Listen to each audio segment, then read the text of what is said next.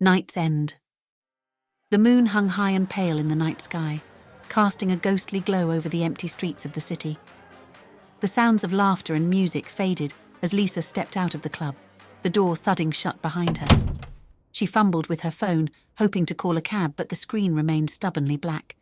The battery was dead. Damn it, she muttered, tucking the useless device into her purse. She scanned the street, looking for any sign of her friends. They had all been together just moments ago, but the crowded dance floor had swallowed them up, and she had somehow ended up outside alone. With a resigned sigh, she decided to walk home. It wasn't far, and the night air felt cool and refreshing after the heat and noise of the club. Lisa set off down the street. The city was eerily quiet, the usual bustle of traffic and pedestrians replaced by an unsettling silence. She wrapped her arms around herself, suddenly feeling exposed. As she walked, a sense of unease began to creep over her. She couldn't shake the feeling that she was being watched. Her eyes darted to the shadows, searching for any sign of movement, but she saw nothing. She quickened her pace, her breaths coming in short, sharp gasps. A few blocks later, she heard it, a second set of footsteps, just barely audible behind her. Her heart raced, and she glanced over her shoulder, catching a glimpse of a figure in the dim light. The man was tall and shadowy, his face obscured by a hood. He was following her. Panic surged through Lisa. She turned a corner, hoping to lose him, but the footsteps followed. She walked faster, her breaths coming in short, sharp gasps. She didn't want to run and draw attention, but her fear was mounting with every step. "Hey!" she called out, trying to sound confident. Why are you following me? No answer came, only the steady beat of his footsteps growing closer. Her heart pounded in her chest. She turned another corner, this time into a narrower street, hoping to find someone, anyone who could help. But the street was deserted, the windows dark. The footsteps quickened. He was gaining on her. Lisa's fear turned to desperation. She scanned the street, looking for anything she could use as a weapon. Her eyes landed on a pile of construction debris, and she darted toward it, grabbing a metal rod. Stay back! She shouted, brandishing the rod. I'm warning you. The man stepped into the light, revealing a gaunt, leering face. His eyes glinted with malevolent glee as he advanced, seemingly unfazed by her threat. Lisa's grip tightened on the rod. She swung it at him, but he dodged easily, grabbing her wrist and twisting it painfully. The rod clattered to the ground, and she cried out in pain. Get off me! She screamed, struggling against his grip. He laughed, a low, guttural sound, and shoved her against the wall. Her head struck the brick with a sickening thud, and her vision blurred. He threw her to the ground and pinned her there, his weight crushing her. She clawed at his face, her nails digging into his skin, but he seemed to relish the pain. Desperation fueled her strength. She brought her knee up hard, striking him in the groin. He howled in pain, his grip loosening just enough for her to break free. She scrambled to her feet, but he was on her again in an instant, dragging her back down. You're not getting away, he snarled, his face twisted with rage. Lisa's heart pounded in her chest. She kicked out blindly, her foot connecting with his shin. He grunted but didn't let go. She managed to grab a piece of broken glass from the debris and slashed at his face, cutting a deep gash across his cheek. He roared in pain and fury, his hand flying to the wound. Lisa seized the opportunity and scrambled to her feet again. She ran, her legs burning, the taste of blood in her mouth. She could hear him behind her, his footsteps pounding in pursuit. She turned another corner, her mind racing. She needed to find help, needed to find safety. Up ahead, she saw a small alleyway and darted into it, hoping to hide. She pressed herself against the wall, her breath coming in ragged gasps, her heart thundering in her chest. The footsteps stopped. She held her breath, listening. For a moment, there was only silence. Then she heard his voice, low and menacing, echoing off the walls. You can't hide from me, sweetheart. I'll find you. Lisa's blood ran cold. She gripped the piece of glass tighter, her hands trembling. She knew she couldn't outrun him, couldn't outfight him. She had to outsmart him. As he neared the mouth of the alley, she held her breath, waiting. When he stepped into the alley, she sprang from the shadows, slashing at his throat with all her strength. The glass cut deep, and he staggered back, clutching his neck, blood pouring between his fingers. He made a gurgling sound, his eyes wide with shock and rage. He lunged at her, but his strength was failing. Lisa sidestepped him, and he collapsed to the ground, blood pooling around him. Lisa watched, her chest heaving, as his movements slowed, then stopped altogether. She dropped the glass, her hands slick with blood. She stumbled out of the alley, her legs shaking, her mind numb. She didn't stop until she reached a main street, the lights of a 24-hour diner glowing in the distance. She burst through the door, gasping for breath, her clothes and face streaked with blood. Help me, she managed to say before collapsing in a heap on the floor. The staff and patrons rushed to her aid, their concerned faces swimming in and out of focus. She felt someone call for an ambulance, and then everything went black. Lisa woke up in a hospital bed, the sterile smell of disinfectant filling her nostrils. Her head ached, and her body felt heavy. A nurse was adjusting her IV, and she turned to Lisa with a kind, sympathetic smile. You're safe now, the nurse said softly. The police are here to talk to you when you're ready. Lisa nodded weakly, relief washing over her. She had survived. The nightmare was over. But as she closed her eyes and let the exhaustion take over, 2 police officers entered her room. They introduced themselves and began questioning her about the events of the night. She recounted everything, from the moment she left the club to the gruesome end in the alley. The officers exchanged glances, their expressions unreadable. One of them, a grizzled veteran with a stern face, sighed heavily. Miss, we've reviewed the scene. The man you killed, he has a record of violence. It's clear he was attacking you, he said.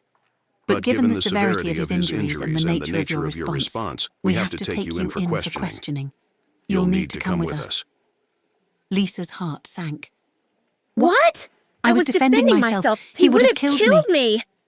The officer nodded sympathetically. We understand, but there are procedures we have to follow. You'll need a lawyer. We'll sort this out at the station. Lisa was handcuffed and escorted out of the hospital, the gravity of the situation sinking in. She had survived the night, but now she faced a new kind of nightmare. Shadow in the rain. The rain fell in heavy sheets, turning the city streets into slick, glistening rivers. Sarah pulled her coat tighter around her, the cold seeping through the fabric, chilling her to the bone. She had stayed late at work, losing track of time, and now the night was fully upon her. The streetlights cast eerie, distorted shadows, and the occasional flash of lightning illuminated the dark clouds overhead. She walked briskly. The city was a ghost town at this hour, and the usual comforting bustle of people and traffic was replaced by an unsettling silence. Her senses were on high alert, every sound amplified by the pounding rain. As she turned onto a narrow, dimly lit street, a sense of unease began to creep over her. The hairs on the back of her neck stood on end, and she couldn't shake the feeling that she was being watched. She quickened her pace, glancing over her shoulder, but saw nothing out of the ordinary. Just empty sidewalks and the occasional car parked along the curb. Then she heard it. Footsteps, just barely audible over the rain. They were slow and deliberate, keeping pace with her. Sarah's heart skipped a beat, and she dared to look back again. This time she saw him, a figure shrouded in a dark hoodie, following her at a distance. Her breath caught in her throat. She turned back around, trying to maintain her composure, but her pace quickened instinctively. The footsteps behind her matched her speed, growing louder as they closed the distance. Her heart pounded in her chest, and she felt a surge of adrenaline. Stay calm, Sarah, she whispered to herself, trying to keep the rising panic at bay. She reached into her purse, fingers trembling as she searched for her phone, but it wasn't there. She cursed. Fuck! She had left it on her desk at the office. Now, with no way to call for help, she was truly alone. She turned another corner, hoping to lose him, but the footsteps continued, unwavering. He was still following her, and he was getting closer. The street was deserted, the windows of the surrounding buildings dark and unwelcoming. She was on her own. The rain was relentless, hammering down on her as she walked faster, nearly breaking into a run. She glanced back again, and her heart plummeted. The man was closer now, his hood obscuring his face, his intentions unmistakable in the way he moved with purpose toward her. "Hey!" she shouted, her voice trembling. "What do you want? Stop following me!" He didn't respond. Instead, he quickened his pace, his footsteps splashing through the puddles with an urgency that made her blood run cold. Sarah's fear turned to raw terror. She broke into a full sprint, her breath coming in ragged gasps, her legs burning with the effort. But no matter how fast she ran, he was right behind her, relentless like a predator closing in on its prey.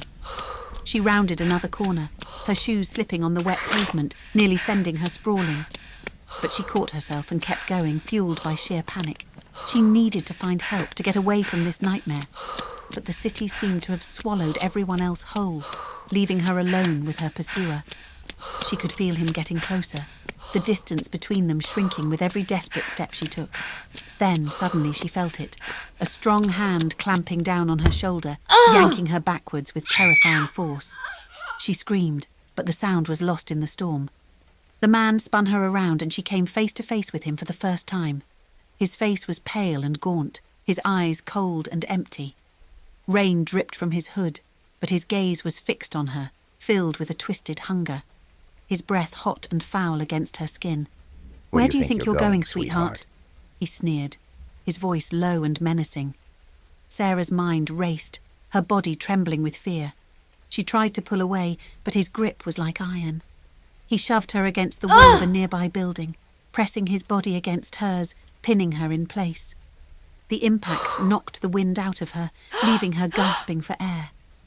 "Please," she begged, her voice barely a whisper. "Let me go." But he only laughed cruelly.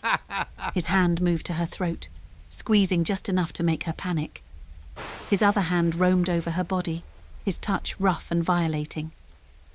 Don't worry, he murmured, his lips brushing against her ear. I'll make this quick. Sarah's mind went blank with terror. She struggled, kicking and clawing at him, but he was too strong. His grip tightened on her throat, cutting off her air. She could feel herself starting to fade, the world narrowing to a tunnel of darkness. But then, just as she thought she would pass out, she heard another sound, a sharp, metallic click. The man's grip on her throat loosened, and he froze, his eyes widening in shock. Sarah managed to suck in a breath, her vision clearing just enough to see the glint of a knife pressed against the man's throat. Behind him stood another figure, this one just as tall, but more menacing. The stranger wore a long, dark coat, the rain sliding off its surface like oil. His face was obscured by the brim of a wide hat, but the knife in his hand was unmistakable. Let her go, the stranger said, his voice calm and cold. The man holding Sarah hesitated, his eyes darting between her and the knife. But he wasn't willing to give up his prize so easily. He tightened his grip on her again, trying to use her as a shield. Stay back or I'll kill her, he snarled. The stranger didn't flinch. Instead, he stepped closer, the knife pressing harder against the man's throat. You're not in control here, the stranger said, his voice low and threatening. Let her go, or I'll slit your throat where you stand. Sarah could see the fear in the man's eyes now, his bravado crumbling. He shoved her away from him, sending her stumbling. She gasped for air, her throat burning, her body trembling. The stranger moved with lightning speed. Before the man could react, the knife sliced across his throat in a single fluid motion.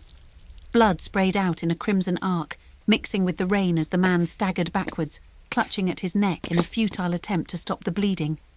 He collapsed to the ground, his body twitching, the life draining out of him with every passing second.